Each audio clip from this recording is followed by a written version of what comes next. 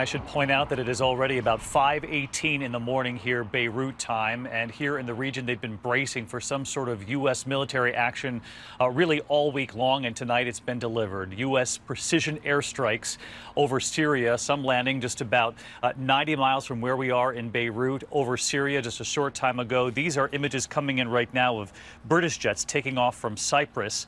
The president addressing the nation shortly after 9 p.m. Eastern, telling the country that these precision strikes were underway aimed at chemical weapons capabilities in Syria, also informing the American people that we were doing this in concert with our allies, the UK and France. We know that Theresa May, the Prime Minister of Britain this week, saying something needed to be done. French President Emmanuel Macron among the first to come out and say this was absolutely a chemical attack. He said chlorine at the very least. The Defense Department in our country asked just a short time ago about what kinds of chemicals were used.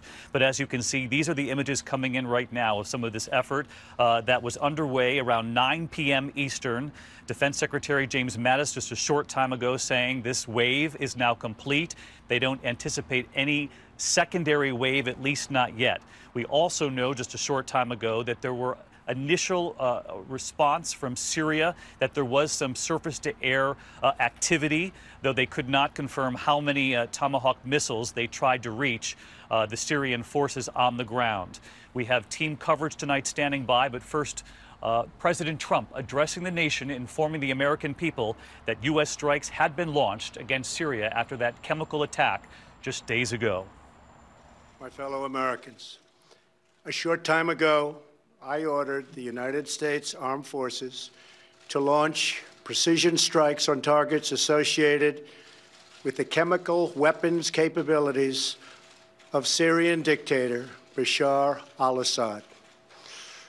A combined operation with the armed forces of France and the United Kingdom is now underway. We thank them both. Tonight, I want to speak with you about why we have taken this action.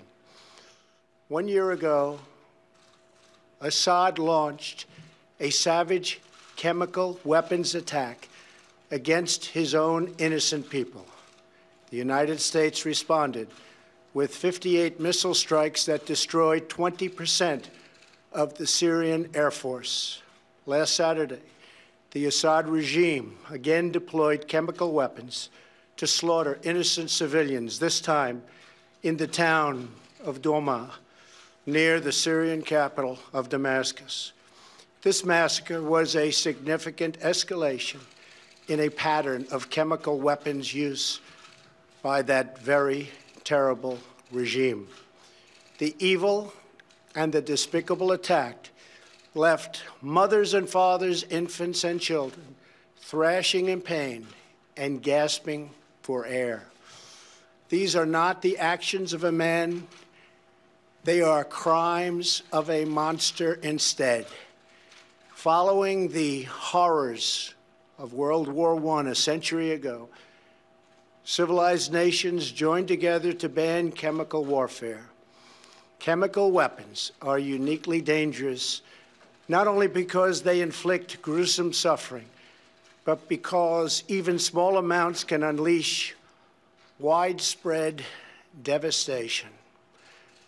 The purpose of our actions tonight is to establish a strong deterrent against the production, spread, and use of chemical weapons. Establishing this deterrent is a vital national security interest of the United States. The combined American, British, and French response to these atrocities will integrate all instruments of our national power, military, economic, and diplomatic. You heard the president there addressing the American people shortly after 9 p.m. Eastern, talking about what we witnessed in Syria in recent days, the chemical attack there being the crimes of a monster, referring to President Bashar al-Assad in Syria, talking about the mothers, the children that we saw in those images, really seen all over the world gasping for air. I want to bring in our senior White House correspondent, Cecilia Vega.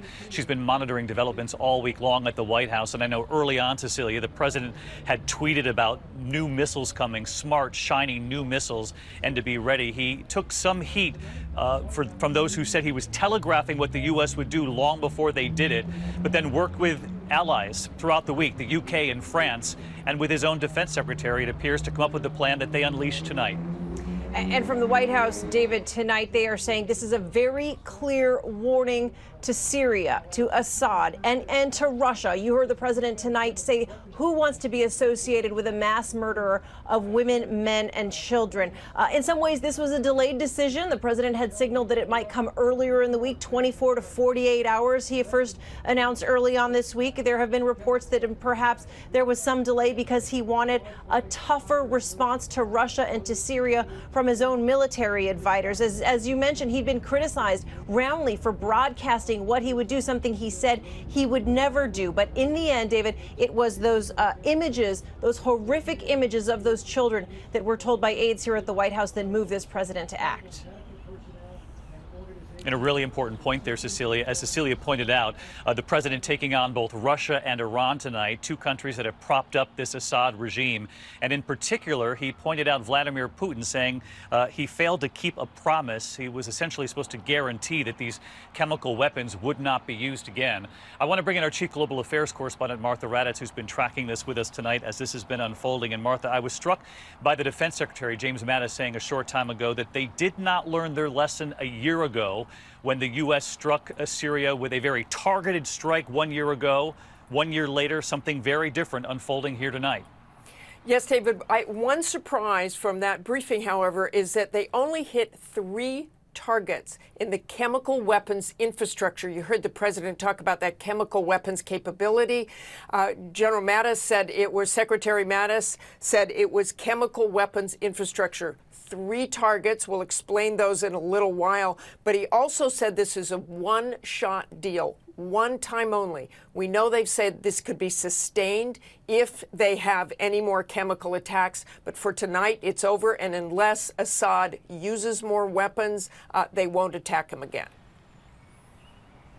And we are looking at images coming in, Martha, right now of some of the anti-aircraft fire that we saw over Damascus during this operation. As you heard Martha say there, the defense secretary revealing a short time ago that those 3 targets, General Dunford also joining him, talking about a target in Damascus where chemical and biological facility was used west of Homs, a sarin facility, and then a chemical weapons equipment facility, though they would not offer any more specific information about the location, they said, for safety reasons. But as Martha points out tonight, 3 very specific locations aimed at the chemical weapons capabilities of Syria.